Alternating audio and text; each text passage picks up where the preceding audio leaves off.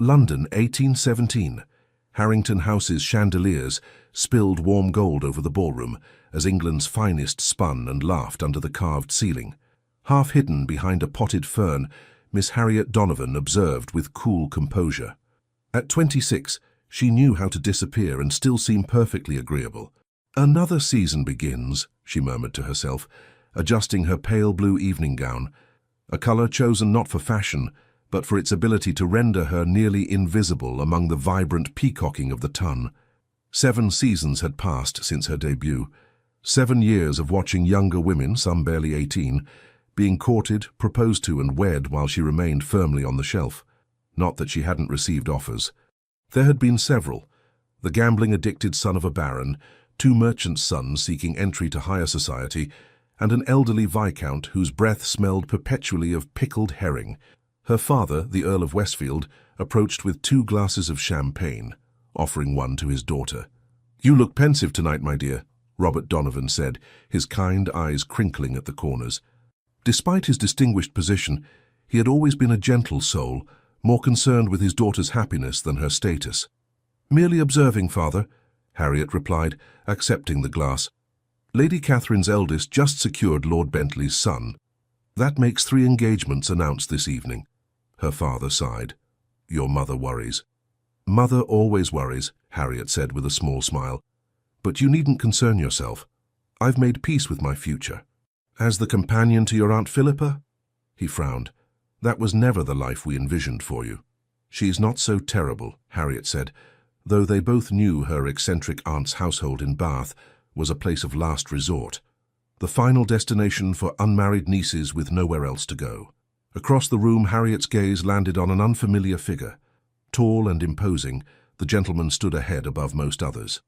His attire, though impeccable, lacked the ostentatious embellishments favored by society dandies.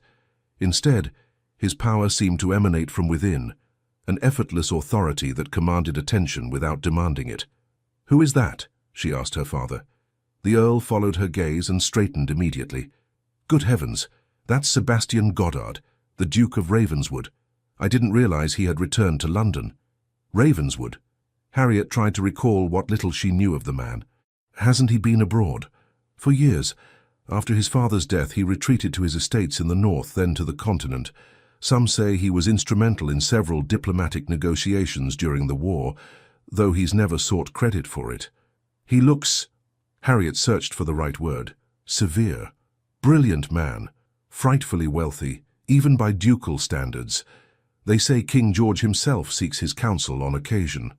Her father lowered his voice. "But he's never shown the slightest interest in taking a duchess. Half the matchmaking mamas in London have tried and failed." Harriet watched as Lady Jersey, one of society's most formidable hostesses, approached the Duke. Even she seemed to tread carefully in his presence. "I imagine he finds the season tedious," Harriet mused. "As do you," her father pointed out with a knowing smile. "Yes, but I attend out of duty. What brings a man like him to something as trivial as Lady Harrington's ball?" Before her father could speculate, they were interrupted by her mother, the Countess of Westfield, accompanied by a young man whose eager expression immediately put Harriet on guard. "Harriet, darling," Barbara Donovan said with forced brightness, "you remember Mr. Edmund Chadwick? His father has just purchased that lovely estate in Hertfordshire." The evening progressed as so many others had before. Polite conversation, a dance with Mr. Chadwick, who stepped on her toes twice before telling her at length about his collection of stuffed birds, and eventually a retreat to the card-room, where elderly matrons commented on her enduring beauty, a thinly veiled reference to her advancing age. Near midnight, seeking a moment's respite, Harriet slipped into the relative quiet of Lady Harrington's conservatory. The air was thick with the scent of exotic blooms, and moonlight streamed through the glass ceiling, casting everything in silvery light. She sank onto a stone bench beside a small fountain, closing her eyes to savor the peaceful burble of water. "You disappeared rather abruptly." The deep voice startled her. Harriet's eyes flew open to find the Duke of Ravenswood standing before her, his expression unreadable in the shadows. "Your Grace," she said, rising quickly and dropping into a curtsy. "Forgive me, I didn't hear you approach." "Please sit," he said, his tone making it less a request than a gentle command. After a moment's hesitation, he joined her on the bench, maintaining a proper distance. "You're the Earl of Westfield's daughter." It wasn't a question, but she nodded nonetheless. "Miss Harriet Donovan, Your Grace." "Sebastian Goddard," he replied, as though she might not know who he was. "I'm aware," she said, then bit her lip at her forwardness. To her surprise, the corner of his mouth lifted slightly. "Yes, I suppose you would be." He studied her with an intensity that should have made her uncomfortable, but instead sparked something warm in her chest. "You're different from the others." "Different?" "7 seasons, and not once have you manipulated an introduction to me. Not once have you or your family orchestrated an accidental meeting. You've never giggled behind your fan in my presence, or feigned a swoon to attract my attention." Harriet stared at him in astonishment. "You've noticed me before?" "I notice everything, Miss Donovan." His eyes, which she now saw were a striking shade of grey, held hers. "I've observed you since your debut. That's—" she searched for the right word, "somewhat disconcerting." To her surprise, he laughed, a rich, genuine sound that transformed his austere features. Refreshingly honest as well. "Tell me, why are you hiding in the conservatory instead of entertaining potential suitors?" "I might ask why a duke is doing the same," she countered. "Touché." He inclined his head. "I find these gatherings tedious, but occasionally necessary." "As do I," she admitted. "Though in my case it's expected that I continue to participate in the marriage mart, despite overwhelming evidence that I'm destined for spinsterhood." "Are you?" he asked, his expression sobering. "Destined for spinsterhood?" 7 seasons would suggest so. Besides, I'm practically ancient by society's standards. Most gentlemen prefer younger brides who haven't developed such inconvenient habits as reading political journals and expressing opinions. Something flickered in his eyes, interest perhaps, or amusement. Dreadful habits indeed. A comfortable silence fell between them, broken only by the gentle splash of the fountain. Harriet found herself relaxing in his presence, a strange circumstance given his reputation for intimidating even the most confident members of society. "We should return," she said finally, though reluctantly. "My absence will be noticed eventually." "As will mine." He rose and offered his hand to help her stand. When her fingers touched his, a jolt of awareness shot through her. "Thank you for the conversation, Your Grace," she said, withdrawing her hand as quickly as propriety allowed. "Sebastian," he corrected, then added more formally, "to my friends, of which I have very few." "I doubt we know each other well enough for such familiarity," she replied. His smile was slow and deliberate. "Not yet, perhaps." 2 nights later, Harriet found herself at Lord and Lady Whitmore's dinner party, seated between Mr. Chadwick, still enthusiastic about his taxidermy, and an elderly general who was profoundly deaf in his left ear, the one facing her. Across and down the table sat the Duke of Ravenswood, engaged in what appeared to be a deeply serious conversation with their hostess. He hadn't so much as glanced in Harriet's direction all evening, making her wonder if their encounter in the conservatory had been some sort of peculiar dream. The dinner progressed through multiple courses, each more elaborate than the last. By the time dessert was served, an impressive construction of spun sugar and crystallized fruits, Harriet had resigned herself to an evening of nodding politely at Mr. Chadwick's discourse on the proper preservation of pheasant feathers.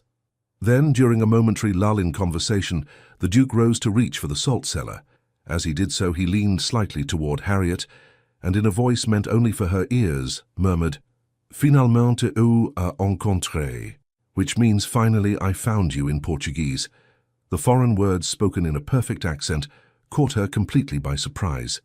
Harriet gasped audibly, a small, startled cry escaping her lips before she could prevent it. The entire table fell silent, all eyes turning toward her. Heat flooded her cheeks as she realized she had become the center of attention, the very position she had spent 7 years carefully avoiding. The Duke settled back in his chair, the barest hint of a smile playing at the corner of his mouth. His eyes, fixed on hers across the table, held not mockery, but something far more dangerous, satisfaction. The silence stretched, becoming increasingly uncomfortable, until Harriet did the only thing she could think of. She reached for her wineglass and raised it slightly. "I was just thinking," she said, her voice steadier than she felt, "that we haven't properly acknowledged our gracious hosts for this splendid evening. To Lord and Lady Whitmore." Relief washed over the table as the guests murmured their agreement and raised their glasses. Conversation gradually resumed, the momentary disruption forgotten by all, except Harriet and the Duke, whose gaze remained fixed on her with undisguised interest. Later, as the ladies withdrew to the drawing-room, leaving the gentlemen to their port and cigars, Lady Elizabeth Norwood, Harriet's cousin and closest confidant, pulled her aside. "What happened at dinner?" she whispered. "I've never seen you lose composure like that." "It was nothing," Harriet insisted, though her flushed cheeks suggested otherwise. "A momentary indisposition." Elizabeth's skeptical expression made it clear she wasn't convinced. "It wouldn't have anything to do with the Duke of Ravenswood watching you all evening, would it?" "He wasn't watching me," Harriet protested, though her heart quickened at the suggestion. "My dear cousin, that man hasn't taken his eyes off you since we arrived." Elizabeth fanned herself dramatically. "If he looked at me that way, I'd swoon on the spot. What did he say to make you jump so?" Harriet hesitated. "He spoke to me in Portuguese." "Portuguese, whatever for?" "I haven't the faintest idea." But she did have an idea, a troubling one that had been forming since their encounter in the conservatory. The Duke of Ravenswood, for reasons she couldn't begin to comprehend, had singled her out for attention, and what's more, he seemed to know things about her that he shouldn't, like her private study of Portuguese literature, a passion she had shared with no one but her family.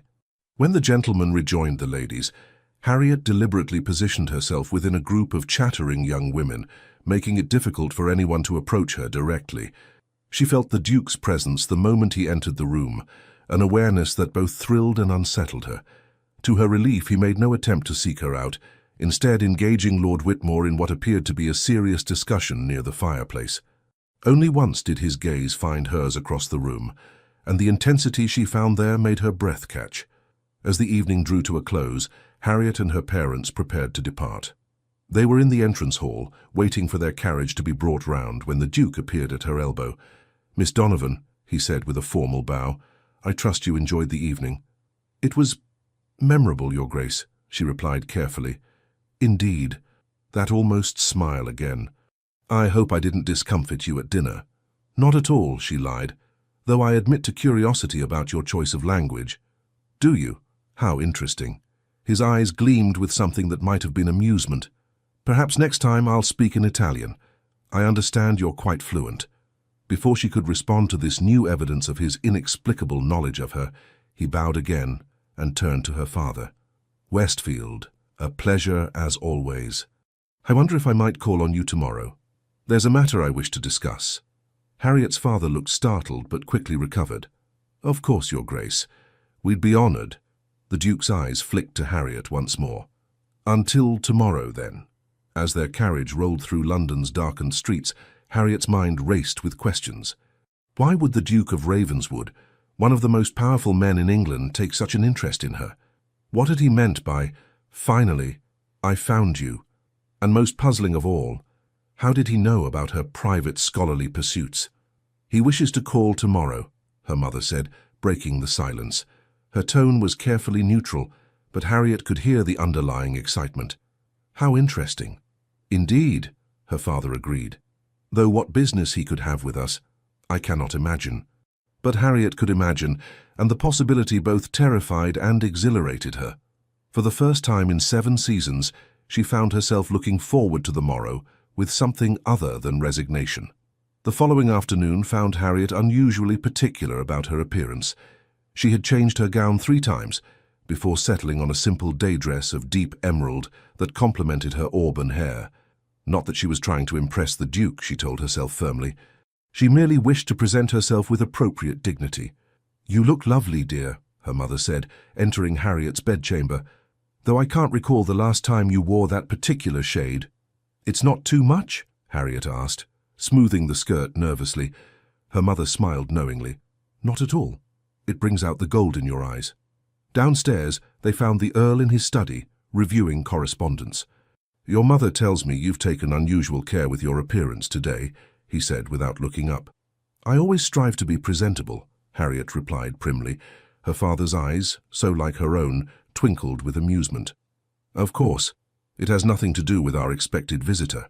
Before Harriet could form a suitably dignified response, their butler, Simmons, appeared at the door.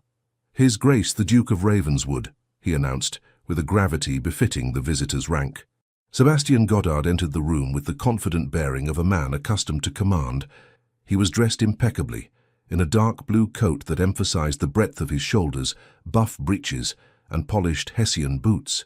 His cravat was tied in a simple style that somehow managed to look more elegant than the elaborate confections favored by society's dandies. "Your Grace," the Earl said, rising to greet their guest. "Welcome to Westfield House." "Thank you for receiving me on such short notice," the Duke replied, bowing to the Countess before turning to Harriet. His eyes lingered on her for a moment longer than was strictly proper. "Miss Donovan." "Your Grace," she responded with a curtsy, fighting to keep her voice steady. Once they were settled, with tea served and initial pleasantries exchanged, the Earl leaned forward slightly. "You mentioned a matter you wished to discuss?" "Indeed." The Duke set down his teacup with deliberate care. "I'll come directly to the point. As I have no taste for unnecessary circumlocution, I have come to request permission to court your daughter." The silence that followed his declaration was absolute. Harriet felt as though all the air had been sucked from the room. Surely she had misheard. Her father recovered first. "I see. This is rather unexpected. For you, perhaps," the Duke said, his calm demeanor unruffled. "For me, it is the culmination of a long period of observation and consideration." "You've been observing our daughter?" the Countess asked, her tone somewhere between flattered and concerned. "Since her debut," he confirmed, echoing what he had told Harriet in the conservatory.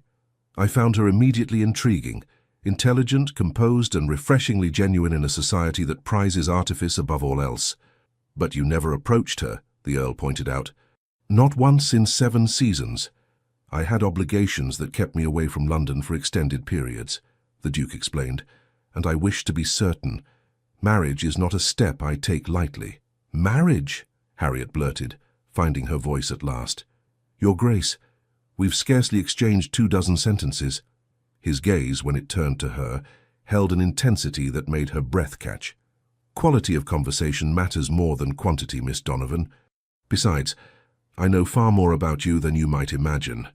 "So it would seem," she replied, remembering his knowledge of her linguistic studies, "though how that could be, I cannot fathom." A small smile played at the corners of his mouth. "Your father and mine were at Oxford together. Did you know?" The Earl nodded slowly. "We were acquainted, though not particularly close. Different circles. Nevertheless, he remembered you with respect," the Duke continued. "When I inherited the title, I made it my business to know the character of every significant family in England. Yours stood out for its integrity, a rare commodity in our society."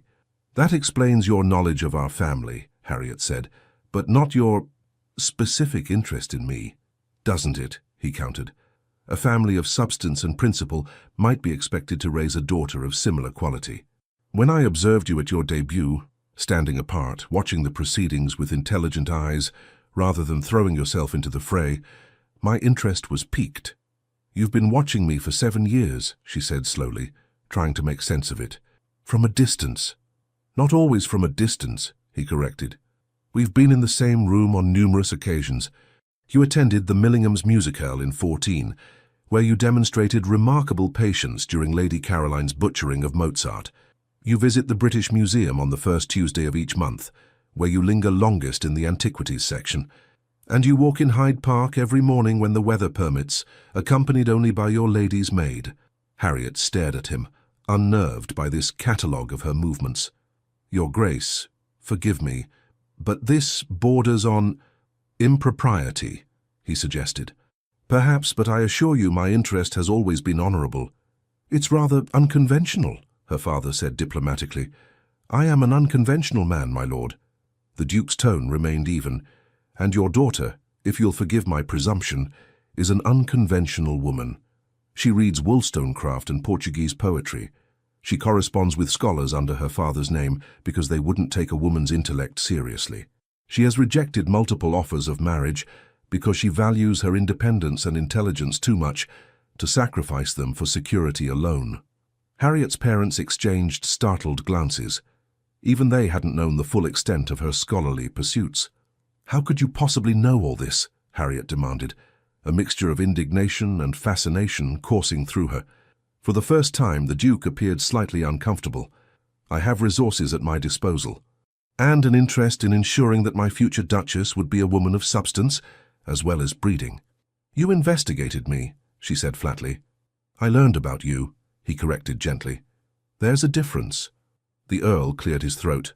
While your interest in our daughter is flattering, Your Grace, I must consider her feelings in this matter. Harriet is not a political alliance or a business transaction. I'm well aware of that, my lord. For the first time, a trace of emotion coloured the Duke's voice. If she were, I would have married years ago. I seek a partner, not a possession. And if I don't wish to be courted? Harriet asked, surprising herself with her boldness. Sebastian Goddard regarded her steadily. Then I will respect your decision, Miss Donovan. I have no desire to pursue an unwilling woman. But I ask only that you give me the opportunity to present myself properly, not as the Duke of Ravenswood, but as the man I am when the weight of that title is set aside. Something in his tone, a note of genuine vulnerability beneath the confident exterior, touched Harriet in a way she hadn't expected. I would need time to consider, she said carefully. Of course. He inclined his head. Though I hope you'll permit me to call again tomorrow. There is something I wish to show you, something that might help you understand my interest more clearly. After a moment's hesitation, she nodded. Very well, Your Grace. Sebastian, he reminded her quietly, when we're among friends. After the Duke had departed, Harriet faced her parents' curious gazes. Well, her mother said, barely containing her excitement, this is a most unexpected development. Indeed, her father agreed, his expression more thoughtful. The Duke of Ravenswood, I never would have predicted it. Nothing has been decided, Harriet reminded them firmly. This could very well be some peculiar whim on his part. A 7-year whim? Her mother countered. I think not. Besides, you could do far worse than a duke who has clearly gone to considerable lengths to understand you. Or a duke who has been investigating me without my knowledge or consent, Harriet pointed out. It's rather unsettling. Perhaps, her father conceded, but his intentions appear honourable, and he was forthright about his methods, however unconventional. What will you wear tomorrow? Her mother asked, already moving on to practical considerations. Harriet sighed. I haven't decided if I'm receiving him yet. Both her parents looked at her with identical expressions of disbelief. Very well, she admitted. The blue walking dress, I suppose, if we're to go out. That night, Harriet lay awake long past midnight, her mind whirling with questions. The Duke's interest in her defied all logic. She was neither the most beautiful nor the most accomplished young woman of her season. Her dowry, while respectable, was certainly not exceptional enough to attract a man of his wealth. And her age, 26, practically an antique in the marriage market, should have disqualified her entirely. Yet he had watched her for 7 years, learned her habits, her intellectual pursuits, even her private correspondence. It should have frightened her, this silent observation. Instead, she found herself oddly moved by the thought that someone had seen her, truly seen her, when she had spent so long trying to be invisible. Finalmente, you were encontré, she whispered into the darkness. Finally, I found you. The words echoed in her mind, spoken in his deep voice with perfect pronunciation. What did he see in her that others had missed? And what did he intend to show her tomorrow? Sleep claimed her eventually, but her dreams were filled with grey eyes that seemed to see through all her carefully constructed defences. The Duke arrived promptly at 10 the following morning, dressed for riding in a well-cut coat that emphasized his broad shoulders without the excessive padding favoured by fashionable gentlemen. He brought with him a small leather-bound volume, which he presented to Harriet with a formal bow. "What is this?" she asked, accepting the book and opening it carefully. Inside, she found Portuguese poetry, rare works she had been attempting to locate for years. "A small token," he said. "I recalled your interest in Lusitanian verse." "This is extraordinary," she admitted, turning the pages with reverent fingers. "Some of these works aren't available even in the finest libraries in London. I have connections in Lisbon," he explained. "When I learned of your interest, I made inquiries." "Before we had ever spoken?" she asked, looking up at him in wonder. A faint smile touched his lips. "As I said, Miss Donovan, I have been observing you for some time." "Harriet," she corrected, then blushed at her forwardness. "If we are to be friends," As you suggested. His smile deepened, revealing a dimple in his left cheek that transformed his austere features. Harriet, then. And you must call me Sebastian, at least when we're not in formal company. Sebastian, she tested the name, finding she liked the way it felt on her tongue. Thank you for the book. It's a thoughtful gift. It's merely a prelude, he said. If you're amenable, I've arranged something that I think might interest you. Curiosity piqued, Harriet agreed to accompany him on an outing, properly chaperoned by her lady's maid. To her surprise, their carriage, an elegant but understated conveyance bearing the Ravenswood crest, delivered them not to a park or exhibition, but to a modest townhouse in a respectable but unfashionable neighborhood. "Where are we?" she asked, as a footman helped her descend from the carriage. "A place few members of society ever see," Sebastian replied, offering his arm. "But one I think you, of all people, will appreciate." The door was opened by a severe-looking woman in her 50s, who bowed formally to Sebastian before ushering them into a small entrance hall. "Your Grace," she said, "everything is prepared as you requested." "Thank you, Mrs. Winters. May I present Miss Harriet Donovan? Harriet, this is Mrs. Winters, who oversees this establishment." The woman curtsied to Harriet. "An honor, Miss Donovan. We've heard much about you." Before Harriet could inquire exactly what they had heard, Sebastian guided her through to a large, well-lit room where a most extraordinary sight greeted her. A dozen young women, ranging in age from perhaps 14 to 20, seated at desks with books open before them. At the front of the room, a bespectacled gentleman was explaining what appeared to be a mathematical concept. The lesson paused as they entered, the girls rising respectfully. "Please continue," Sebastian said with a wave of his hand. "We'll observe from the back." As the lesson resumed, he leaned close to whisper in Harriet's ear. "What do you see?" "Girls, studying mathematics," she replied, mystified. "Advanced mathematics by the look of it." "Indeed." There was a note of pride in his voice. "And in the next room they study natural philosophy. In another, languages and literature, including your beloved Portuguese." "I don't understand," she admitted. "What is this place?" "A school," he said simply, "for girls of intelligence and potential who lack the advantages of birth or fortune." Harriet looked around with new eyes, noting the quality of the books, the excellent lighting, the comfortable but practical furnishings. "You established this?" 5 years ago." His expression was serious now, all traces of the aristocratic hauteur he wore in society gone. "After my sister died." "Your sister?" Harriet echoed, surprised. She had never heard mention of a sister. "Eleanor," he said softly, "brilliant, much like you. She had a mind for mathematics that would have put Cambridge scholars to shame had she been born male and permitted to study there." Understanding began to dawn. "This school is in her memory." "Yes." His grey eyes held hers. "She died young, just 20, of a fever. Before she did, she made me promise not to waste my position and privilege. To use it to make a difference, particularly for women of intellect who are so often overlooked or actively discouraged. That's why you noticed me," Harriet said slowly. "I reminded you of her." "In some ways," he acknowledged, "but my interest in you is entirely different, I assure you." The intensity of his gaze left no doubt as to his meaning. They moved through the school, Sebastian introducing her to teachers and students alike, all of whom clearly held him in high regard. It was a side of the Duke that society never saw, warm, engaged, genuinely invested in these young women's futures. "We provide not only education but connections," he explained, as they observed a class on proper business correspondence. "Many of our graduates have secured positions as governesses in good families or as companions to elderly ladies of quality. Some have even gone on to establish small businesses of their own, a lending library, a milliner's shop, a translation service." "It's remarkable," Harriet said, genuinely impressed. "But why keep it secret?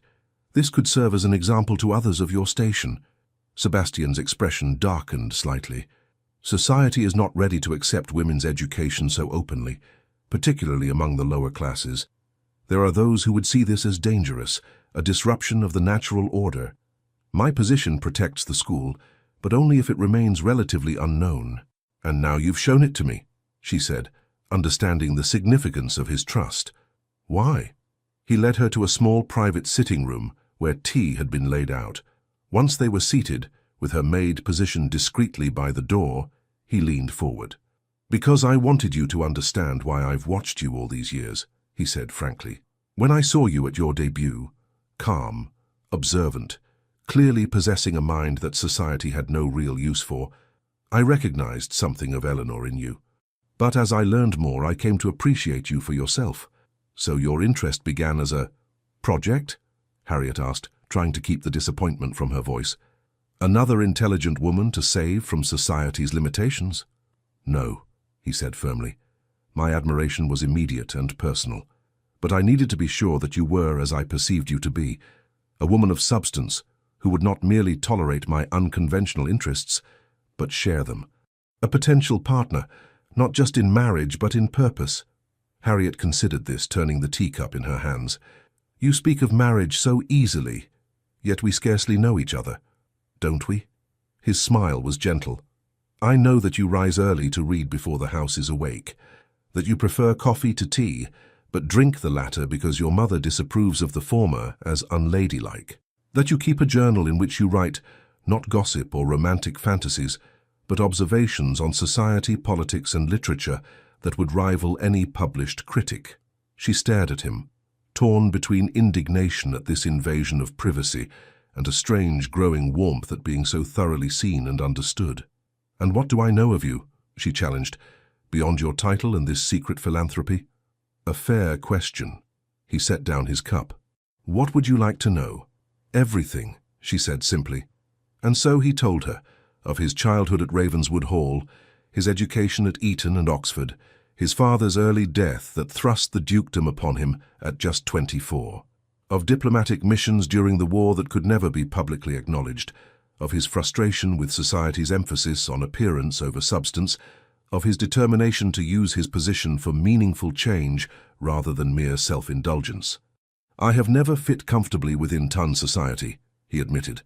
"I find most of its preoccupations trivial and its conversations insipid, which is why, when I observed you standing apart at that first ball, watching the proceedings with that same mixture of tolerance and detachment that I felt myself, you immediately caught my attention. And you've been watching me ever since," she mused, "gathering information, learning my habits and interests." "I prefer to think of it as coming to know you," he corrected gently, "in the only way available to me, given the constraints of society and my own responsibilities that kept me often from London."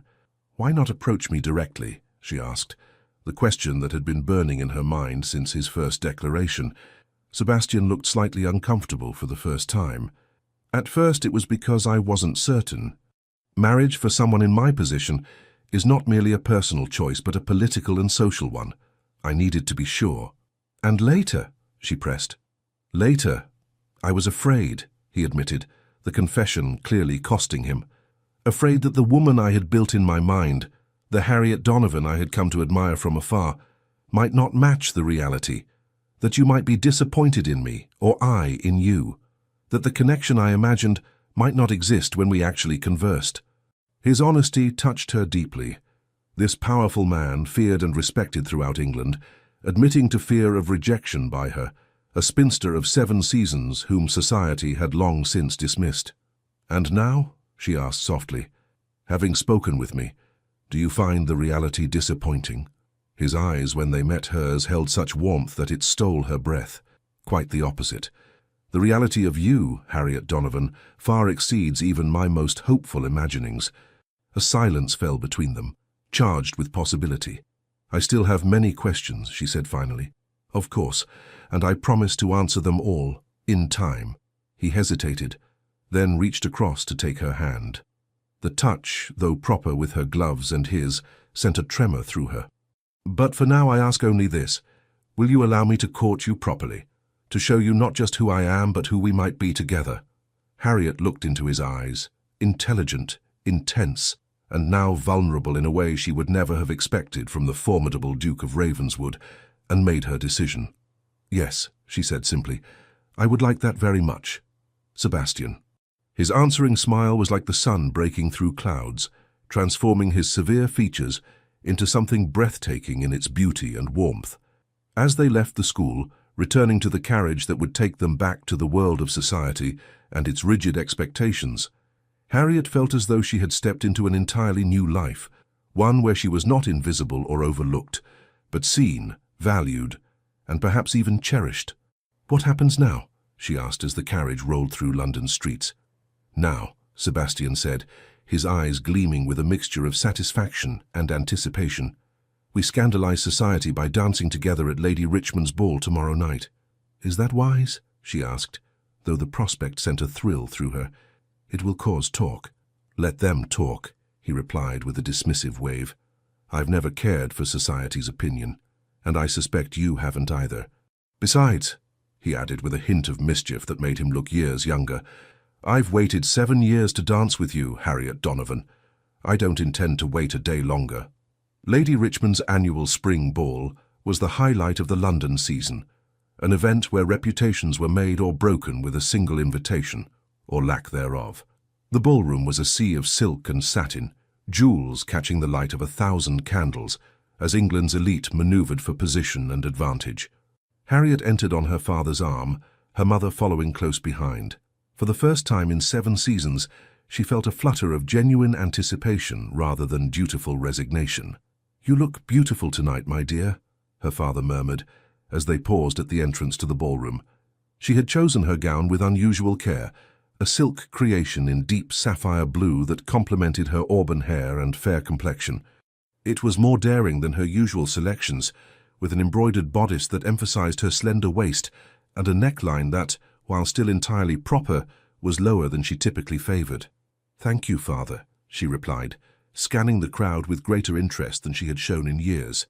She spotted him immediately, standing near a column, his height and bearing setting him apart from the crowd.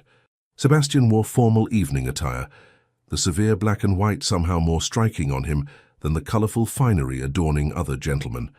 As if sensing her presence, he turned, his eyes finding hers across the crowded room. The intensity of his gaze, even at a distance, sent a shiver down her spine. He inclined his head slightly in acknowledgement, the barest hint of a smile playing at the corners of his mouth. "The Duke has arrived, I see," her mother observed with poorly concealed excitement. Since Sebastian's declaration of intent to court Harriet, the Countess had vacillated between disbelief and delight. "How attentive he looks." "Indeed," her father agreed, his tone more measured. Though pleased by the match, the Earl remained cautious, concerned about the scrutiny his daughter would face as the object of the Duke's sudden interest. They moved further into the ballroom, accepting greetings from acquaintances. Harriet noted the speculative glances cast her way. Word of Sebastian's visit to Westfield House had clearly spread. "Miss Donovan," came a familiar voice. Lady Elizabeth Norwood, Harriet's cousin, approached with barely contained excitement.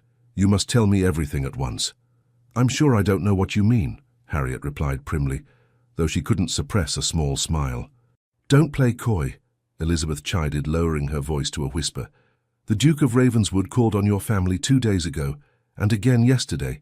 The entire ton is abuzz with speculation." "Is it?" Harriet asked mildly. "How tedious for them to have so little of interest in their own lives." Elizabeth laughed. "Oh, you are impossible, but you must admit it's rather extraordinary.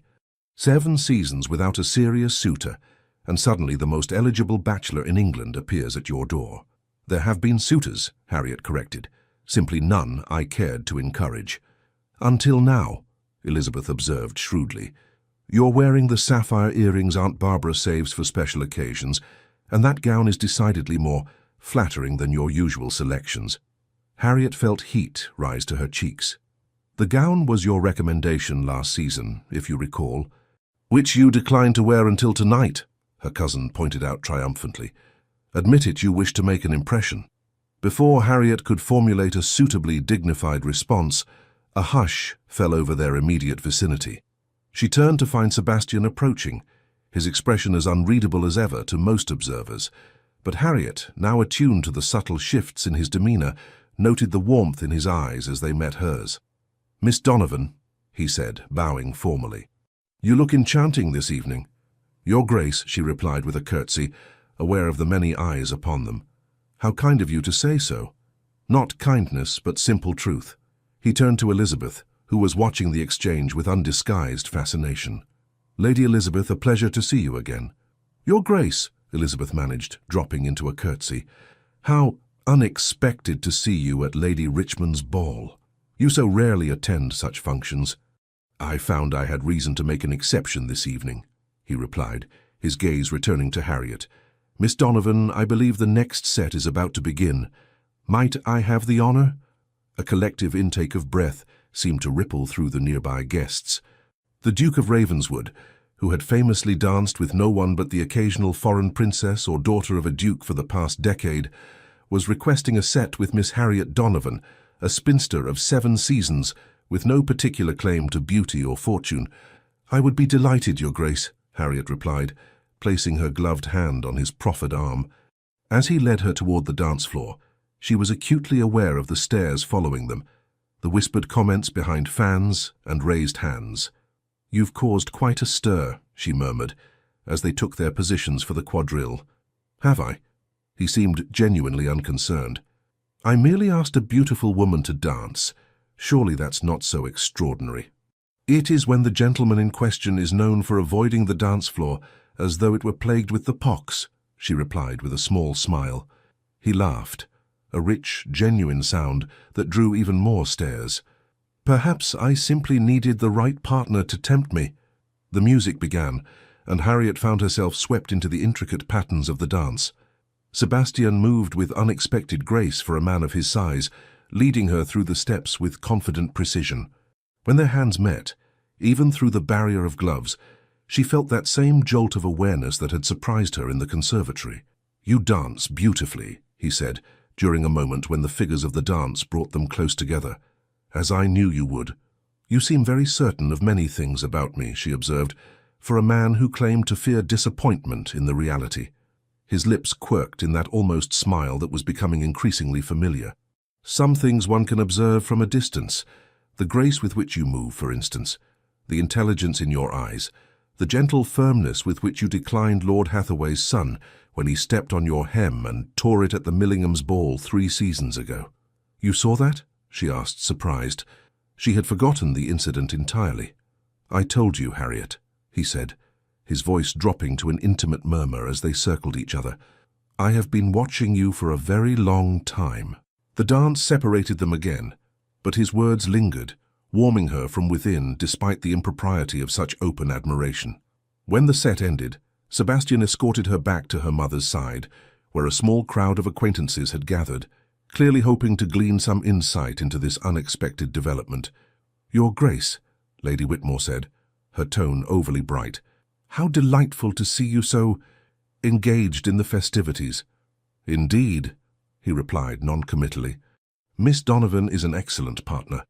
"How unexpected," Lady Jersey commented, her sharp eyes moving between Sebastian and Harriet. As one of society's primary arbiters, her opinion could make or break a reputation. "I wasn't aware you were acquainted." "Our families have known each other for years," Sebastian said smoothly. "The Earl and my late father were at Oxford together." This was true, if somewhat misleading in its implication of a long-standing connection between the families. "How fascinating," Lady Jersey replied, clearly unconvinced. "And yet I don't recall seeing you dance with Miss Donovan in previous seasons." "My loss entirely," Sebastian said with a slight bow to Harriet. "A mistake I intend to rectify this evening, if Miss Donovan will honor me with another set later." "I would be pleased to, Your Grace," Harriet replied, amazed at her own composure in the face of such scrutiny. As the evening progressed, Sebastian remained attentive, claiming Harriet for 2 more dances, a waltz during which his hand at her waist sent shivers up her spine, and a country dance that allowed for brief snatches of private conversation.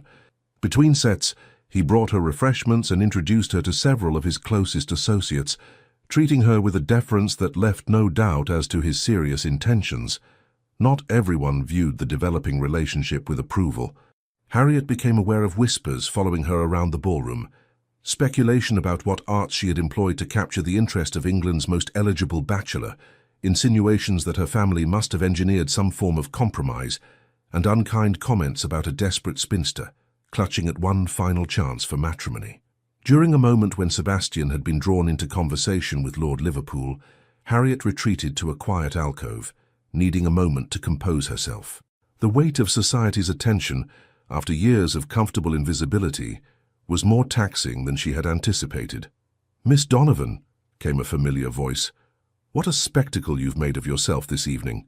Harriet turned to find Lady Caroline Berkeley, a contemporary from her debut season, who had married a wealthy baronet in her first year out. Never particularly friendly, Caroline had grown increasingly bitter over the years, as her beauty faded and her marriage proved less advantageous than anticipated. "Lady Berkeley," Harriet acknowledged with a polite nod, "I trust you're enjoying the ball?" "Immensely," Caroline replied with a thin smile. "It's not every day one witnesses such a desperate display. The Duke of Ravenswood, of all people." "Really, Harriet? What did you do to capture his attention?" "I believe that's between his grace and myself," Harriet said evenly.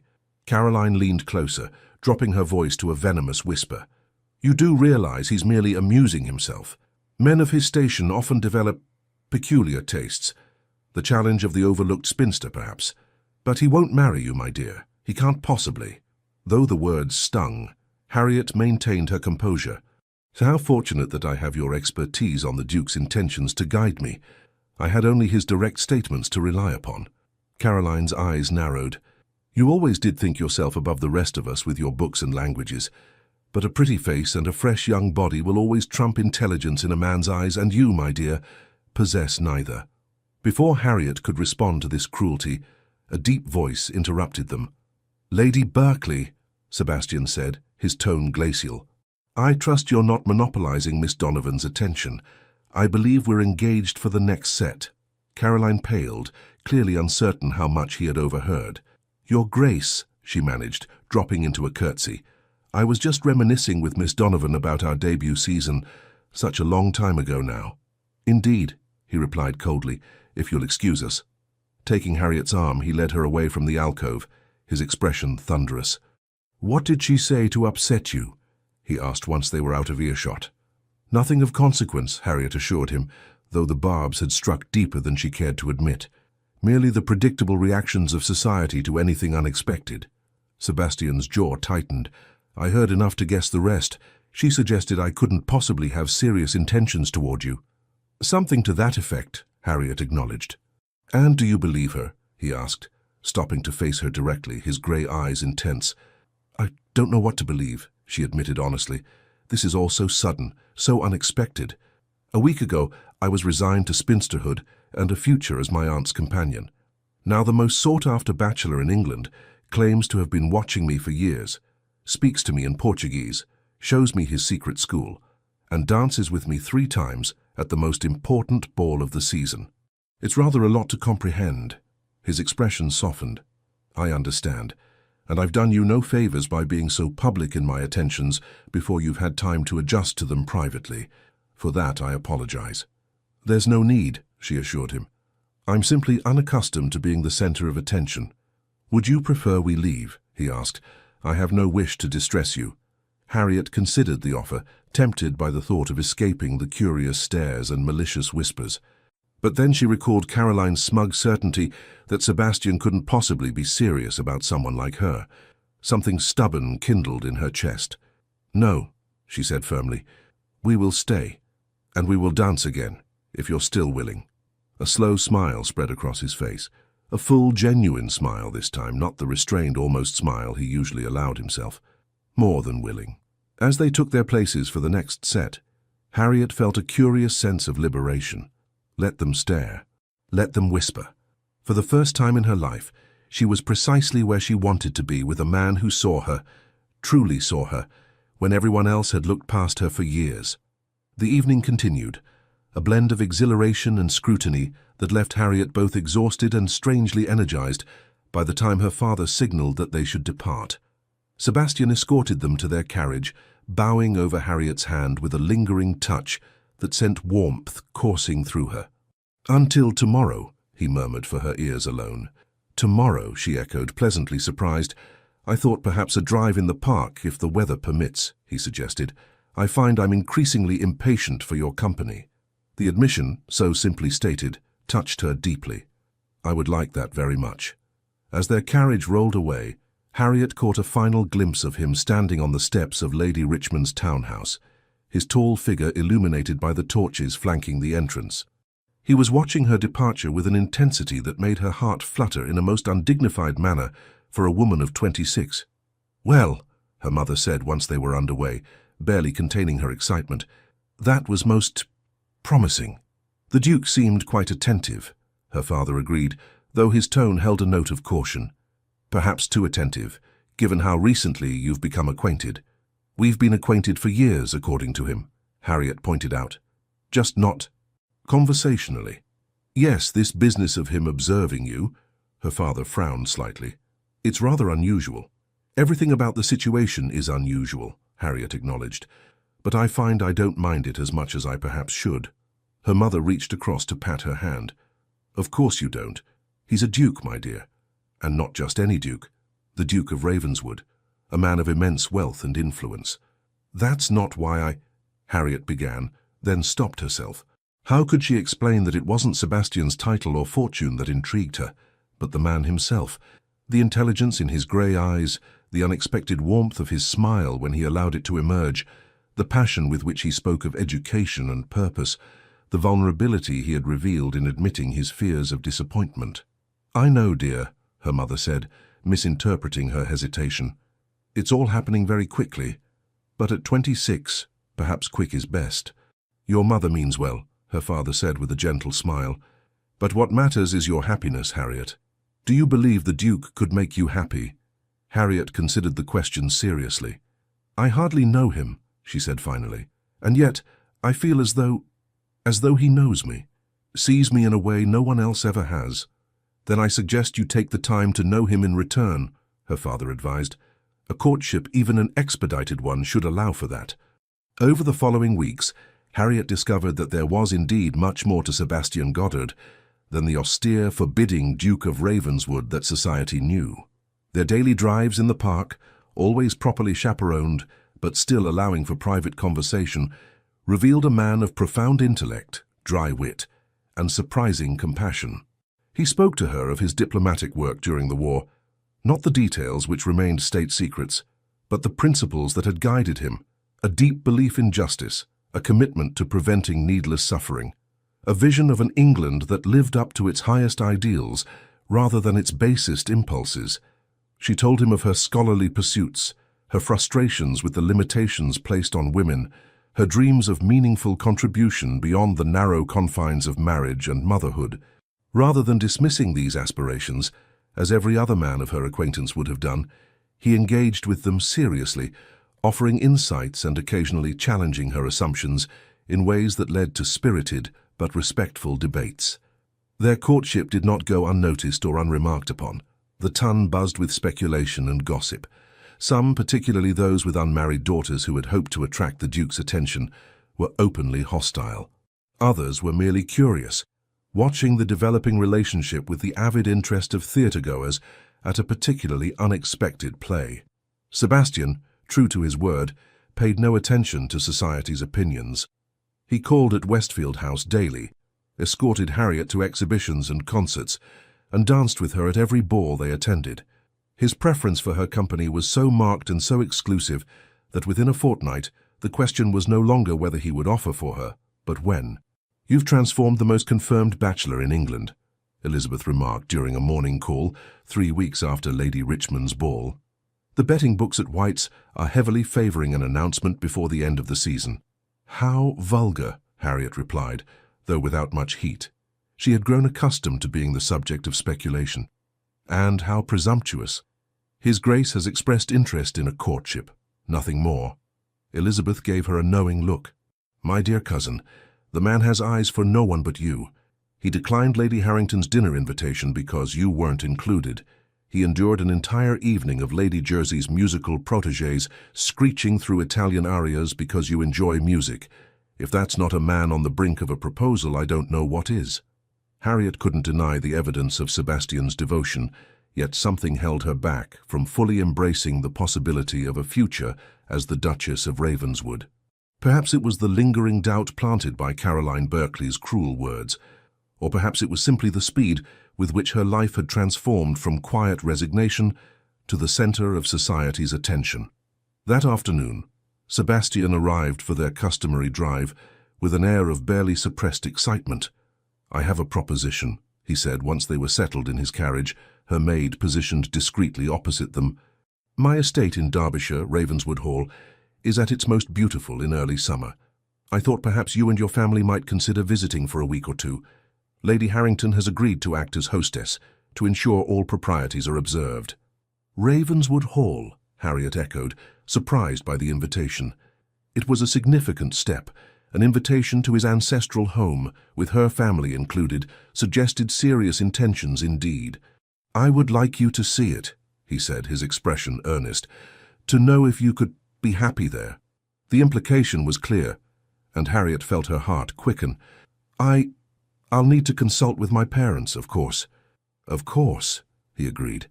"But I hope they'll consent. There's something else I'd like to show you, something that exists only at Ravenswood." "Another secret school?" she asked with a small smile. His answering smile was warm. "Not exactly, but something I believe will help you understand why I've been so certain about you, even from a distance." Intrigued by the cryptic statement, Harriet broached the subject with her parents that evening. To her surprise, they had already received and accepted a formal invitation from Sebastian. "Lady Harrington will be there as hostess," her mother assured her, "along with several other respectable couples. Everything will be perfectly proper. And it will give us an opportunity to better know the Duke in his own environment," her father added, "to see how he manages his estate, how he treats his dependents. These things tell you far more about a man's character than his behavior in London drawing rooms." And so, a fortnight later, Harriet found herself in a well-sprung travelling carriage journeying north toward Derbyshire. Sebastian had gone ahead several days earlier to ensure all was prepared for their arrival, a separation that had left her feeling strangely bereft after weeks of daily contact. As they crossed into Derbyshire, the landscape changed, becoming more dramatic, rolling hills giving way to steeper inclines, lush valleys, and the occasional glimpse of rugged peaks in the distance. By the time they turned onto a private road marked with the Ravenswood crest, Harriet was filled with a mixture of anticipation and apprehension. Nothing, however, prepared her for her first sight of Ravenswood Hall. The house rose from a gentle hill, like something from a fairy tale, a magnificent stone structure with turrets and gables, surrounded by formal gardens that gave way to parkland dotted with ancient oaks. A small lake gleamed in the afternoon sun, and beyond it the land rose again toward distant moorland. "Goodness," her mother breathed as their carriage approached along the sweeping drive. "It's like a palace." "One of the finest estates in England," her father agreed, "and one of the most profitable from what I understand. The Duke has modernized the home farm extensively." Harriet barely registered their comments, her attention fixed on the figure standing at the top of the grand entrance steps. Even at a distance, she recognized Sebastian immediately. His height, his bearing, the way he stood perfectly still, yet somehow conveyed contained energy. As their carriage drew to a halt, a small army of livened servants appeared to assist with their arrival. Sebastian descended the steps to greet them personally, his usual reserve softened by evident pleasure. "Welcome to Ravenswood," he said, helping Harriet down from the carriage with gentle hands. "I trust your journey wasn't too fatiguing." "Not at all," she assured him, feeling unaccountably shy after their brief separation. "Your home is beautiful." "It's improved immeasurably with your presence," he replied quietly, offering his arm to escort her up the steps. The interior of Ravenswood Hall matched its impressive exterior, grand without being ostentatious, blending centuries of tradition with tasteful modern comforts. Lady Harrington greeted them in the entrance hall, along with several other guests who had arrived earlier. "Miss Donovan," Lady Harrington said with genuine warmth, "how delightful to have you join our little party. His Grace has spoken of nothing else since issuing the invitations." "You exaggerate, Lady Harrington," Sebastian protested mildly, though the fondness in his voice suggested a comfortable relationship. "I never exaggerate," the older woman replied with a wink at Harriet. "It would be most improper. Now, I'm sure our guests would appreciate time to refresh themselves after their journey.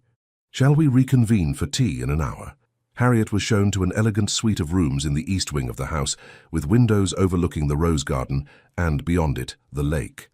The chambers had clearly been recently redecorated, with a color scheme of soft blues and greens that happened to be her favorites.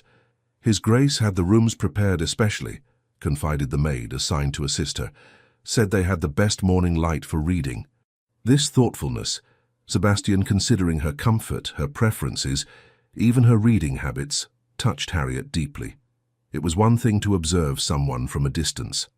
It was quite another to translate that observation into such personalized consideration. After changing into a fresh gown, she joined the other guests for tea in a charming parlor, overlooking the formal gardens. Sebastian introduced her to those she hadn't yet met: a retired general and his wife, a scholarly vicar from the nearby village, and his sister, and Sebastian's cousin, Lord Henry Goddard, a jovial man whose ready wit immediately put Harriet at ease. "So you're the one who's finally captured my inscrutable cousin," Lord Henry said with a mischievous grin. "The entire family is agog with curiosity. Sebastian's never brought a young lady to Ravenswood before." "Henry," Sebastian warned, though without much heat. "Well, it's true," his cousin protested. "We'd begun to fear you'd follow in great-uncle Percival's footsteps and retreat entirely into academia and eccentricity. He kept a badger as a pet, you know," he added to Harriet in a stage whisper. "Named it Aristotle and taught it to fetch his slippers." "I assure you, I have no intention of keeping badgers," Sebastian said dryly, "Aristotelian or otherwise." The exchange, so different from Sebastian's usual formal interactions in London, revealed yet another facet of the man, one capable of humour and warmth within the circle of those he trusted. Harriet found herself warming to Lord Henry immediately, recognizing in him an ally who might help her understand the more private aspects of Sebastian's character. After tea, Sebastian suggested a walk in the gardens, as the late afternoon sun had broken through earlier clouds. Harriet readily agreed, eager for some time alone with him after the journey. "You seem comfortable here," she observed, as they strolled along a gravel path bordered by immaculate flower beds. "More so than in London." "This is home," he said simply. "London is where I must be for business and political matters, but Ravenswood is where I can be myself." "And who is that?" she asked. "The man behind the ducal title?" He considered the question seriously. "Someone rather ordinary, I suspect, despite the extraordinary circumstances of birth and position. A man who values intelligence over beauty, substance over style, and purpose over pleasure. Though I'm not opposed to pleasure when it's meaningful," he added with a glance that sent heat rising to her cheeks. They walked in companionable silence for a time, eventually reaching a small Greek-inspired temple overlooking the lake. Inside, a stone bench offered a place to rest and admire the view. "I used to come here as a boy," Sebastian said, his voice softer with reminiscence, "when the lessons and expectations and responsibilities seemed too much. My father was a good man, but a demanding one. He saw the dukedom as a sacred trust, a position of both privilege and obligation." "And you share that view," Harriet observed. "I do." He turned to face her directly. "Which is why I've been so deliberate in my approach to marriage. The woman who becomes Duchess of Ravenswood doesn't just share my bed and bear my children, though I hope very much for both," he added, with a frankness that made Harriet blush again. "She shares the obligation, the trust, the purpose." "That's a heavy burden to place on a wife," she said carefully. "It is," he acknowledged, "which is why I've waited so long to find a woman who could bear it, not as a burden, but as a calling of her own." His grey eyes held hers, intense and searching. "Tomorrow, if you're willing, I'd like to show you what I mentioned in London, the thing that exists only at Ravenswood. It might help you understand why I've been so certain about you, even from a distance." Curiosity piqued. Harriet nodded. "I'd like that very much."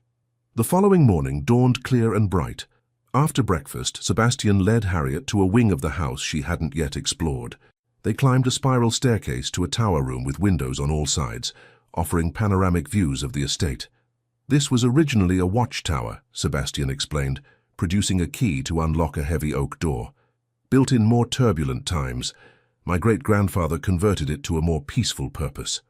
The door swung open to reveal a sight that took Harriet's breath away, a magnificent library, circular in shape, with shelves reaching from floor to ceiling on all sides. A gallery ran around the upper level, accessible by a delicate wrought-iron spiral staircase. Comfortable reading chairs were positioned near the windows, and a massive desk occupied the center of the room, covered with papers, books, and what appeared to be correspondence. "The Ravenswood Library," Sebastian said with evident pride. "Over 20,000 volumes collected by generations of my family. But it's not the books themselves I wanted to show you, remarkable though they are." He led her to a section of shelving partially concealed behind the desk. "This is the family archive. Journals, letters, and personal papers dating back to the first Duke.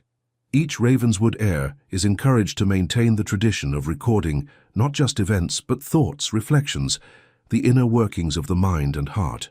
Selecting a volume bound in dark green leather, he handed it to Harriet. "My father's journal from his time at Oxford, the entry for October 12th, 1789. Curious, Harriet carefully opened the book to the date indicated and began to read.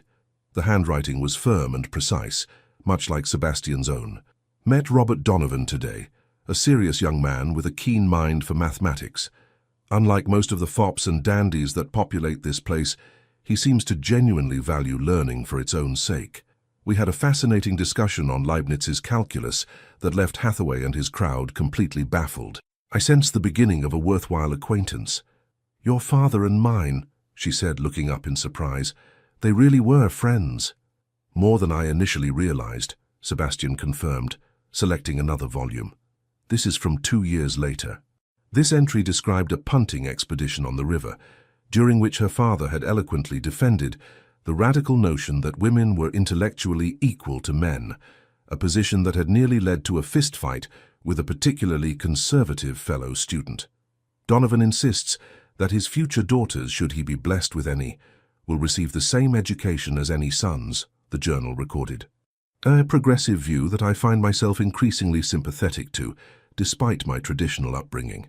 "I had no idea," Harriet murmured, touched by this glimpse of her father's youthful idealism he had indeed put into practice in her education. "There's more," Sebastian said, guiding her to a different shelf and selecting a slim volume bound in blue. "This is from my own journal, kept during my first season in London after assuming the title." With hands that trembled slightly, Harriet opened it to the page he indicated. The entry was dated May 15th, 1810, her debut ball. "Endless parade of simpering debutantes tonight at the Hartington Ball. One exception, the Earl of Westfield's daughter, Miss Harriet Donovan." While the other young ladies fluttered and flirted, she observed the proceedings with intelligent eyes that missed nothing. There was something compelling about her composure, her quiet dignity amidst the social circus. When she did speak, primarily to her father, her expressions were animated, suggesting a lively mind behind the reserved demeanor. "I find myself curious about her in a way I haven't been about any of the season's offerings. Perhaps because she reminds me of father's stories about her father, that same thoughtful quality, the sense of substance beneath the social veneer." Harriet stared at the page in wonder. "You really did notice me, even then?" "I did," he confirmed. "Though I wouldn't say I fell in love at first sight. Rather, I recognized something in you that resonated. A kindred spirit, perhaps." He guided her to a comfortable chair near the window, sitting opposite her. "Over the years, my observations of you continued, recorded in these pages. Your dignity when faced with society's increasing dismissal as seasons passed without a match. Your intellectual pursuits, discovered through careful inquiry. Your kindness to those less fortunate, observed during your charity work at St. Bartholomew's Hospital." "You documented all of this?" Harriet asked, both flattered and slightly unnerved. "Not in a systematic way," he assured her with a small smile. "I'm not quite that obsessive, but yes, I noted impressions, observations, moments that confirmed my growing conviction that you were exceptional, not in the way society measures worth, but in the qualities I value most."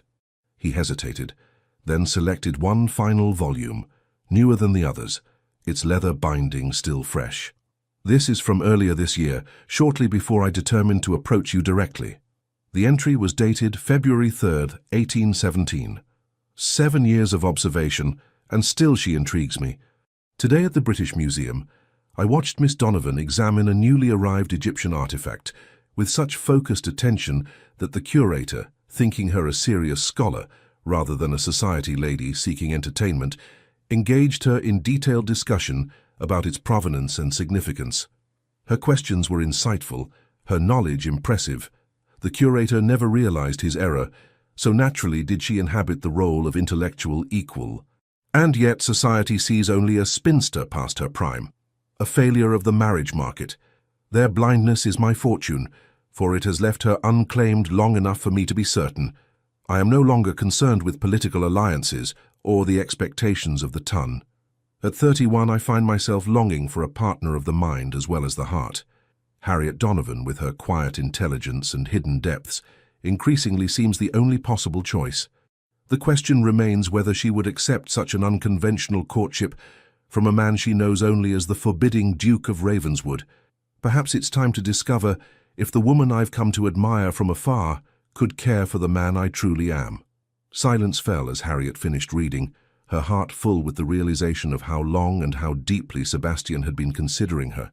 It wasn't a whim or a peculiar fancy, as Caroline Barclay had suggested. It was the culmination of years of genuine admiration and thoughtful observation. "I wanted you to see these," Sebastian said quietly, "to understand that my interest isn't sudden or capricious, that when I say I know you, it's not merely a pretty phrase, but the truth. I've watched you grow from a reserved debutante into a woman of remarkable character and intellect. And in doing so, I have grown from a newly minted duke overwhelmed by responsibility into a man who knows his own mind and heart." He moved from his chair to kneel before her, taking her hands in his. "Harriet Donovan, I love you.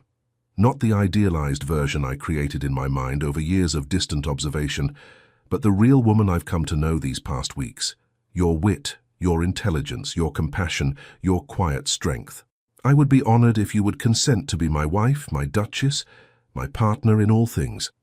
Tears blurred Harriet's vision as she looked down at this powerful man kneeling before her, his usually guarded expression open and vulnerable.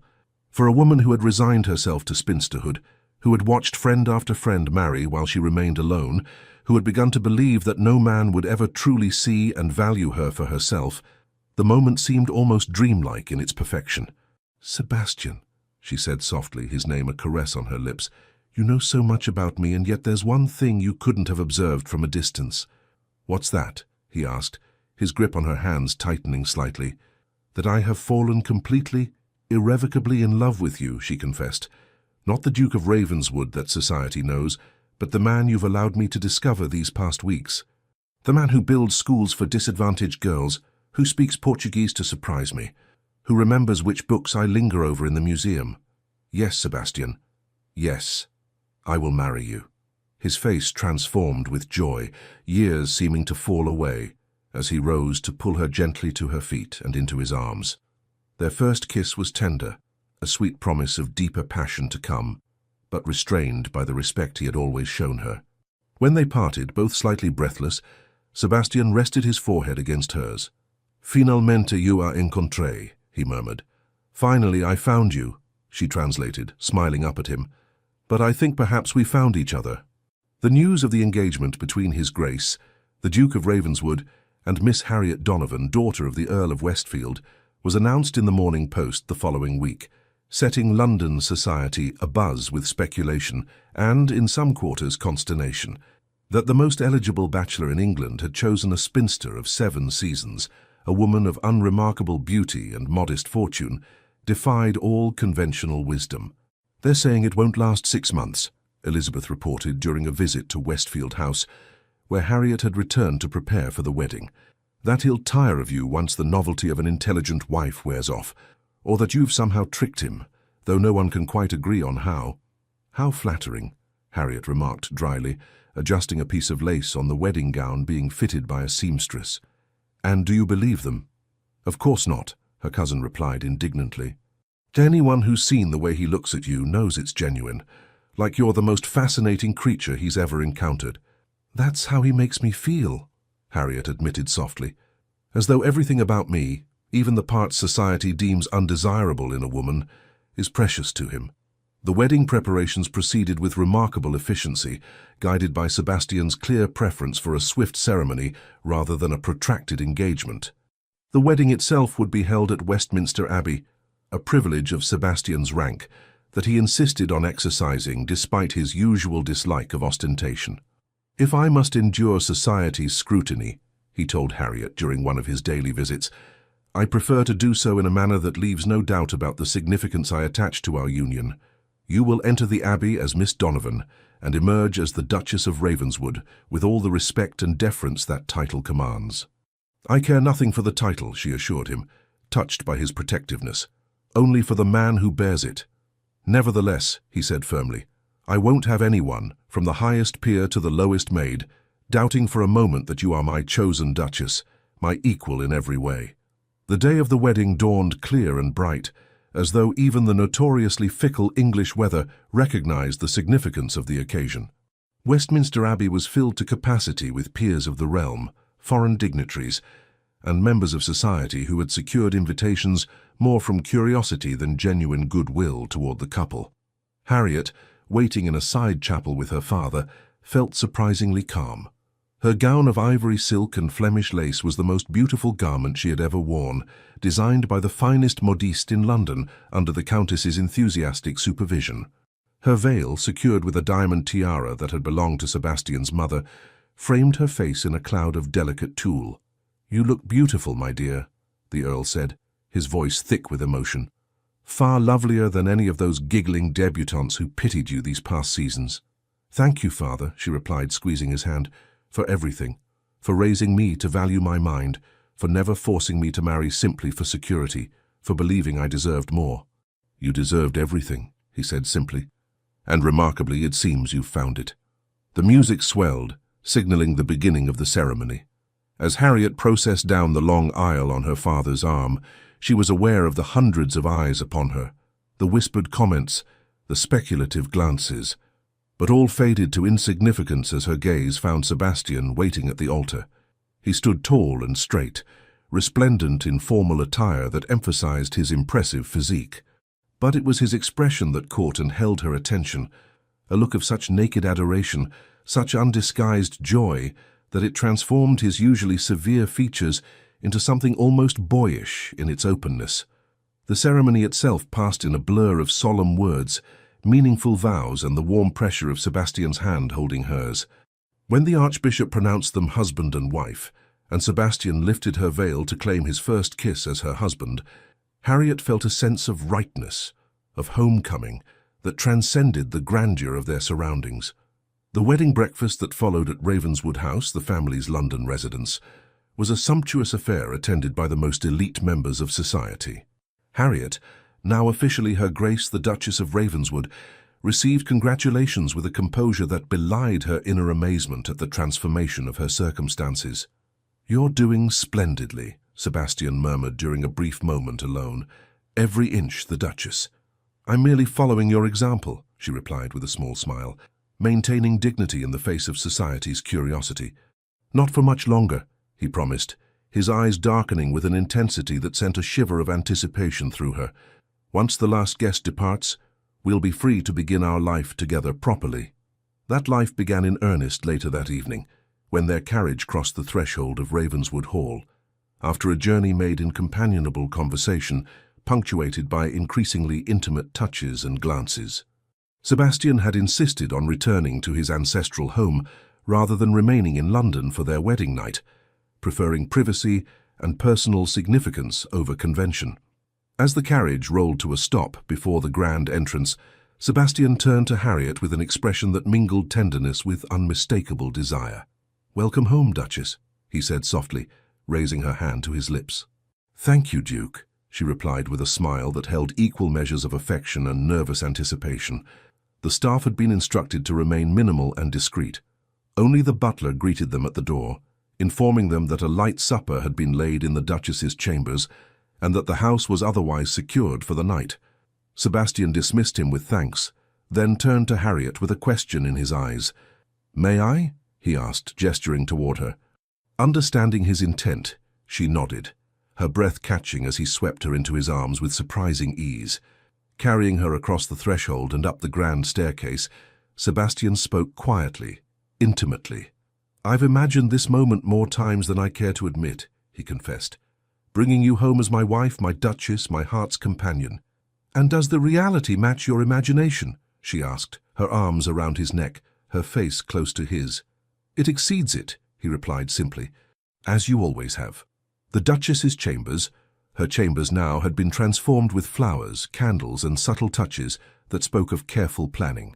A fire burned in the grate despite the summer evening, casting a golden glow over the elegant furnishings. The bed, a magnificent four-poster draped in silk the color of champagne, dominated the room without overwhelming it. Sebastian set her gently on her feet, his hands lingering at her waist. "Are you hungry?" he asked. "The supper can wait if you'd prefer." "It can wait," she agreed softly, summoning courage she wasn't entirely sure she possessed.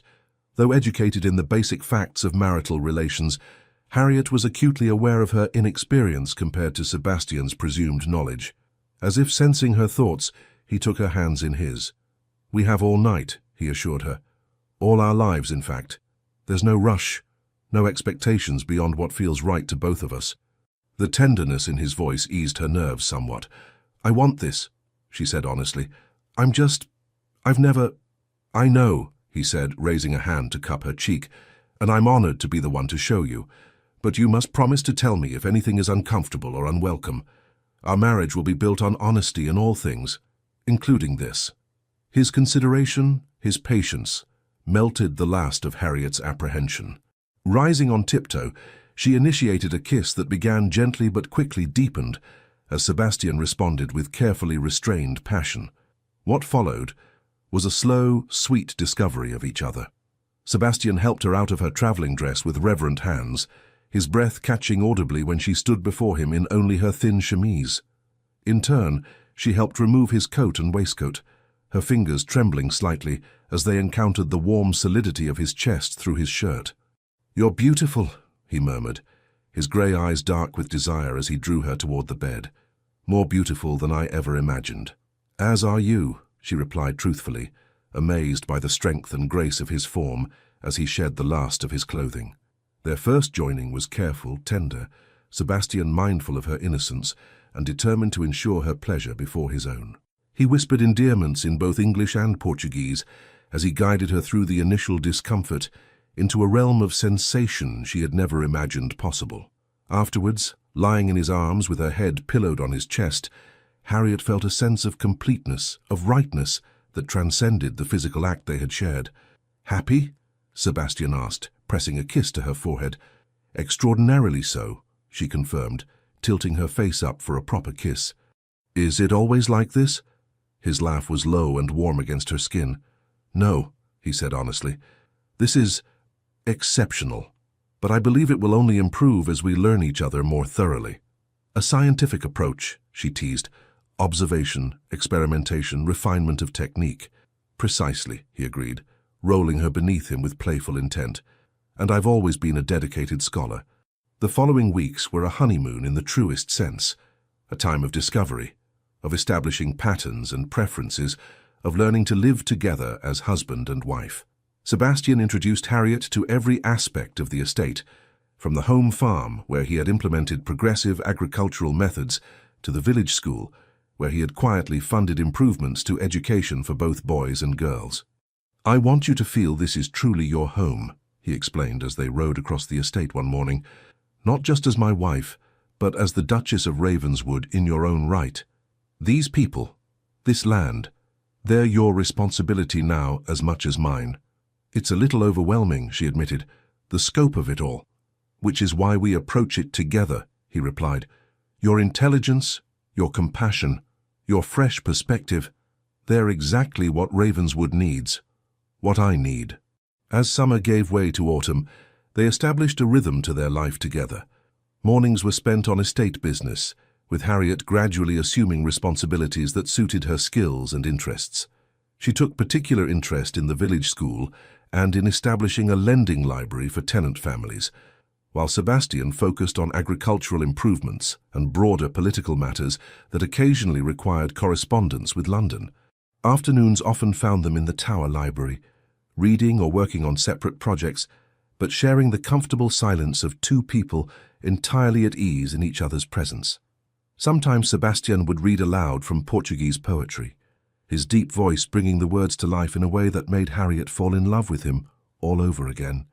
Evenings were for more intimate pleasures, conversations by the fire, music in the drawing room where Harriet played the pianoforte, while Sebastian listened with evident appreciation, and ultimately the increasingly passionate exploration of each other in the privacy of their bedchamber. "I never imagined marriage could be like this," Harriet confessed one night as they lay entwined, the sweat of their lovemaking cooling on their skin. "So equal, so consuming." "Nor did I," Sebastian admitted, trailing his fingers along the curve of her spine. "I expected compatibility, respect, perhaps even affection in time. But this consuming passion, this sense that you're essential to my very being, this exceeds all expectation." As winter approached, they reluctantly prepared to return to London for the opening of Parliament, where Sebastian's position required his attendance. The prospect of facing society as a married couple, of Harriet taking her place as the Duchess of Ravenswood, in the very circles that had once dismissed her, brought a mixture of apprehension and anticipation. "They'll be watching for any sign of discord," Sebastian warned as their carriage approached London. "Any hint that our marriage isn't as fulfilling as it appears." "Let them watch," Harriet replied with newfound confidence. "What they see will only confound them further."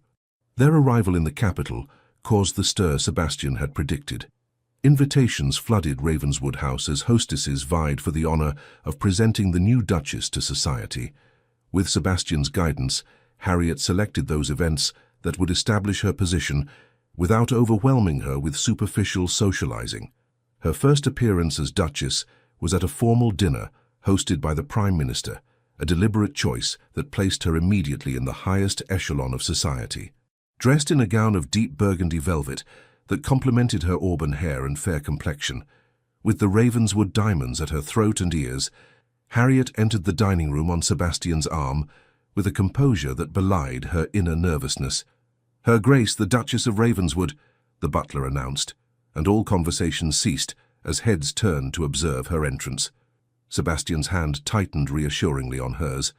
"Remember who you are," he murmured. "It's not just my wife, but a woman of substance in your own right." The dinner proceeded with formal correctness, Harriet seated in a position of honor befitting her rank. The conversation around her was primarily political, touching on matters of international diplomacy and domestic policy that would have excluded most society wives. To the evident surprise of several gentlemen present, Harriet contributed thoughtfully to the discussion, her comments informed by both her own reading and conversations with Sebastian. "Your Duchess is remarkably educated, Ravenswood," observed Lord Liverpool, the Prime Minister, with a mixture of surprise and reluctant admiration. "Indeed," Sebastian agreed, his pride evident, "one of her many qualities that made her the only possible choice for my wife." As the weeks passed, Harriet found her footing in her new role. The initial curiosity about her marriage gave way to a grudging acceptance, as society witnessed the obvious devotion between the Duke and his unconventional bride. Those who had predicted a swift end to the match were forced to revise their expectations as the couple presented a united front at every public appearance. Not all reactions were positive, of course. Caroline Berkeley remained vocally skeptical, suggesting to anyone who would listen that the Duke must surely regret his hasty choice. Her comments might have wounded Harriet in her previous life, but now, secure in Sebastian's love and her own position, they seemed merely petty and irrelevant. "Lady Berkeley continues to predict our imminent estrangement," she mentioned to Sebastian one evening as they prepared for a ball at Almack's. "According to her, you're already seeking consolation elsewhere." "Am I indeed?" he replied with amusement, adjusting his cravat. "How enterprising of me, considering I can scarcely bear to leave your side for parliamentary sessions." "She's particularly fixated on Lady Augusta Hamilton," Harriet continued, naming a young beauty recently arrived from the country. "Apparently you were observed speaking to her for a full 5 minutes at Lady Jersey's musicale." Sebastian moved to stand behind her at the dressing table, meeting her eyes in the mirror. "I was explaining to Lady Augusta that while her singing voice is indeed pleasant, my wife's intellectual conversation provides more lasting satisfaction." Harriet laughed, leaning back against him. "You didn't." "I most certainly did," he confirmed, dropping a kiss on her bare shoulder, though perhaps in slightly more diplomatic terms. The ball at Almack's proved to be something of a turning point in society's acceptance of Harriet. As she and Sebastian moved through the elaborate figures of a quadrille, she became aware of a subtle shift in the atmosphere, a transition from curiosity and skepticism to a more genuine acknowledgement of her position. "You've won them over," Sebastian observed as they took a turn about the room during an interval between dances. "Not that their approval matters to me, but I confess it pleases me to see you recognized as you deserve to be." "I think they're simply growing accustomed to the idea," Harriet replied. "The novelty of our match is fading." "Perhaps," he conceded, "but there's more to it than that. You carry yourself differently now, with confidence, with assurance. You've grown into your role as Duchess in a way that commands respect." It was true, Harriet realized. The shy retiring spinster, who had spent 7 seasons fading into the background, had been replaced by a woman who knew her worth, who had been loved and valued for precisely those qualities society had once dismissed as undesirable in a wife. As the London season progressed, Harriet found unexpected fulfillment in aspects of her role as Duchess. While the endless rounds of social engagement still held little appeal, she discovered that her position gave her influence in areas she genuinely cared about. With Sebastian's enthusiastic support, she became a patron of several educational charities, focusing particularly on opportunities for girls from disadvantaged backgrounds. The school Sebastian had established in London expanded under her guidance, adding classes in natural philosophy and mathematics to the existing curriculum. Harriet herself occasionally taught lessons, finding joy in encouraging young minds that reminded her of her own frustrated intellectual curiosity at their age. "You've given this place new life," Sebastian observed during one of their visits to the school. "The girls adore you." "They adore the opportunities," she corrected gently, "as I would have, had such a place existed when I was their age." "Then I'm doubly glad to have created it," he replied, watching with evident pride as she guided a student through a particularly challenging mathematical problem. Their partnership extended beyond philanthropic endeavors. Sebastian increasingly sought Harriet's counsel on political matters, valuing her perspective and analytical mind. When an important diplomatic negotiation required his presence in Vienna, he insisted on Harriet accompanying him, an unusual step for a peer of the realm, but one that reflected his genuine desire for her companionship and input. "My father would have consulted only other men of his rank," Sebastian admitted as they journeyed across Europe, "but I find your insights often perceive nuances that others miss." "Perhaps because I spent so many years observing from the sidelines," Harriet suggested. "When one is invisible, one sees much that others miss." "You'll never be invisible again," he promised, taking her hand. "Not to me, not to society, not to history." The Vienna Congress proved to be a triumph for both Sebastian's diplomacy and Harriet's social grace. The Austrian nobility, less bound by English prejudices, readily accepted the intelligent Duchess of Ravenswood, and several influential diplomatic wives sought her company specifically. "How you charm them without trying," Sebastian observed, after a particularly successful dinner, where Harriet had conversed fluently in German with a Prussian minister whose goodwill was crucial to their negotiations. "Simply by being yourself, thoughtful, well-informed, genuinely interested in their perspectives." "I am interested," she said simply. "These are fascinating times, and we're privileged to witness them from a position of influence." Upon their return to England, life settled into a pleasing rhythm divided between London and Ravenswood Hall. Their first wedding anniversary was celebrated quietly at the estate, with only family and closest friends in attendance, a marked contrast to the public spectacle of their wedding, but far more in keeping with their private preferences. "Happy?" Sebastian asked, as they strolled through the rose garden after their guests had departed. "Immeasurably so," Harriet replied, leaning into his embrace, "though I confess there's one aspect of our life together that I'm eager to expand." "And what might that be, Duchess?" he inquired, his arms tightening around her. "Our family," she said softly. "I find myself increasingly drawn to the idea of children. A son with your grey eyes and commanding presence, perhaps, or a daughter with a mind as keen as yours." Sebastian's face transformed with joy as he understood her meaning. "You're with child?" Harriet nodded, her own happiness reflected in his expression. "The doctor confirmed it yesterday. We should expect an heir to Ravenswood by winter's end." He lifted her in a careful embrace, spinning her gently before setting her back on her feet. "My brilliant, wonderful Harriet," he murmured against her hair. Every day you give me new reasons to thank whatever fate or providence led me to notice you all those years ago. Finalmente eu encontrei, she whispered, reversing his Portuguese phrase from their courtship. Finally, I found you. And I, you, he replied, kissing her with a tenderness that spoke volumes about the depth of his love. Always and forever, my heart's perfect match.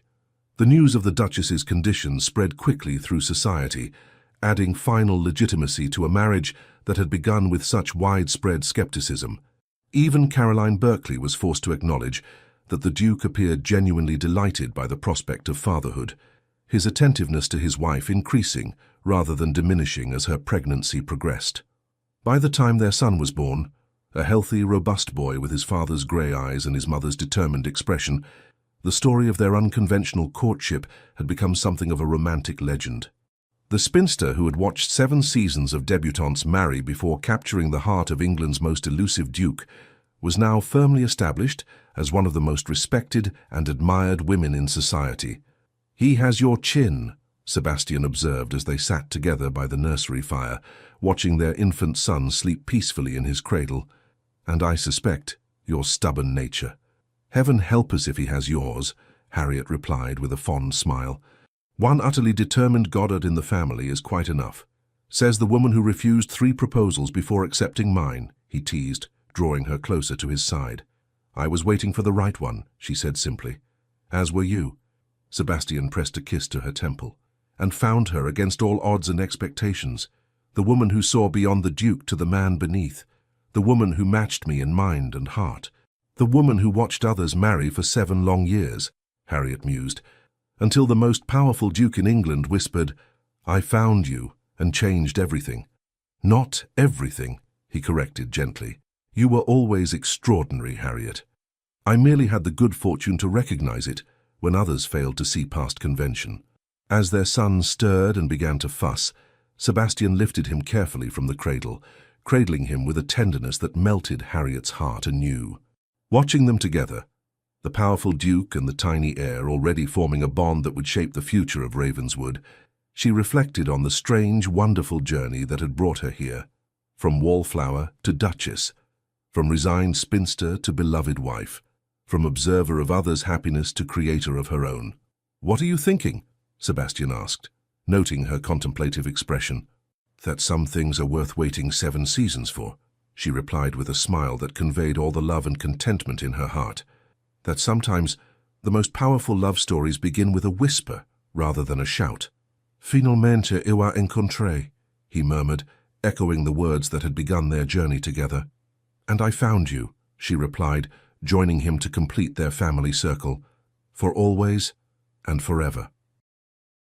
The end. Dear listener, in the quiet moment after our story ends, I invite you to close your eyes and picture Sebastian's library, that magnificent circular room filled with generations of wisdom, hidden away in a tower where few ever ventured. Like that special sanctuary, you too hold within you a lifetime of extraordinary stories that many never see. Your hands have held babies who are now parents themselves. Your eyes have witnessed technological marvels transform from impossible dreams to everyday conveniences. Your heart has expanded, broken, healed, and grown stronger through loves found and lost. What a magnificent journey you've traveled. Society often speaks as if life's greatest adventures belong to the young, but they miss the profound truth. It is you who now possesses the freedom that youth can only imagine.